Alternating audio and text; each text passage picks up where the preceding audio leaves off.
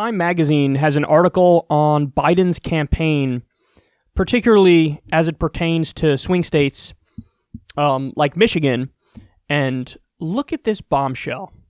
So the top highlighted part, it says, the Biden campaign in Michigan refused to confirm the location of any physical field offices despite repeated requests.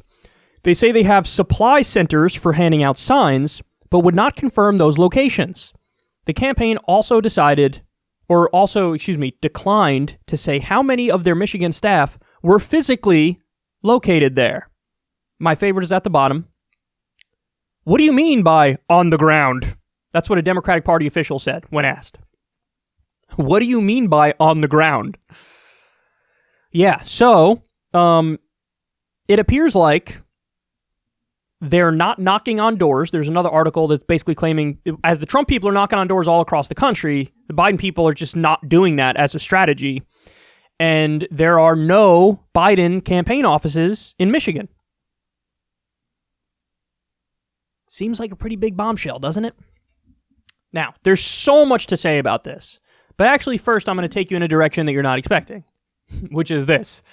I'm having flashbacks. Some people are saying, oh my God, I'm having flashbacks to Hillary Clinton in 2016, where she wasn't campaigning in these states, and these states were colossally important, and she lost because she lost the Rust Belt. That's why she lost. So a lot of people are like, oh my God, I'm having flashbacks to 2016. It's going to happen again. It's going to happen again. Well, you know what I'm having flashbacks to? The primary. It was like the week leading up to Super Tuesday. And there were all these articles. I think it was a New York Times or Washington Post big article that was like, oh my God, Biden's campaign doesn't exist in a lot of the upcoming states. There is no infrastructure on the ground. None. No offices in a lot of these states. It was a huge story. I remember covering it, talking about it. Everybody, all the Bernie people were like, oh my God, it's really a wrap. Like, it's over. We're going to win. Well, you know what happened in the rest of that story now, don't you? He ended up winning in a lot of these states where he had no campaign office. In fact, not only winning, crushing.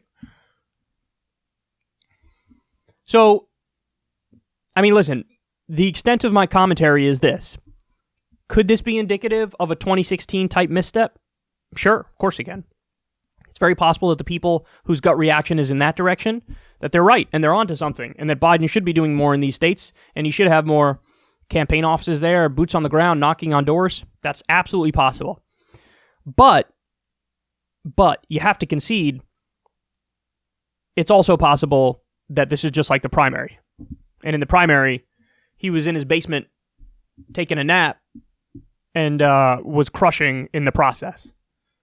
Because fundamentally what happened in the primary, the dynamic that won out, is that even though people preferred Bernie, they preferred him on policy, they liked him more, when they got in that voting booth, their number one concern was beating Trump. And so they did this meta game where they were like, I need to pick the person that I think most other people would pick as the safe anti-Trump choice. And so they all picked Biden. It's possible that this is just like that. And that even though Trump is going to go all over those states, and he has people knocking on doors, and he has offices, Biden could still do what he did in the primary. It's absolutely possible. A lot of these things, there's so many factors that go into these elections, and it's so hard to gauge what the key factors will be and what will really put somebody over the edge versus not. So what I could tell you for sure is the numbers are looking still a lot better for Biden than they were for Hillary at this point. They just are. I shared something the other day. The average of polls in Texas has Trump up like 1 or 2 points when he was up like 10 points on Hillary in Texas in 2016. And there's little facts like that from all across the country. Is the race over? No. Trump still has a 25 to 28% chance of winning, but I still think Biden's in a more comfortable position than Hillary was. And also because I think Trump's strategy is just abysmal this time around, when in 2016 I thought he had a legitimately good strategy. So that's still one of the main things I come back to, is that I don't see the signs of life from the Trump administration that are necessary for him to come back and win. But yeah, is this something that's not good? Yes. Is it going to be a determinative factor? I don't know. But I lean in the direction at this moment of no. I wouldn't be surprised if it is, but at this moment, no. And actually, the polls have Biden up comfortably in Michigan. So it's almost like, yeah, bad example. You know, it's not like with Hillary where it was a lot tighter. The polls were a lot tighter in these places with Hillary than it is with Biden. So could be like 2016, or it could just be an indicator. Ask any Bernie supporter.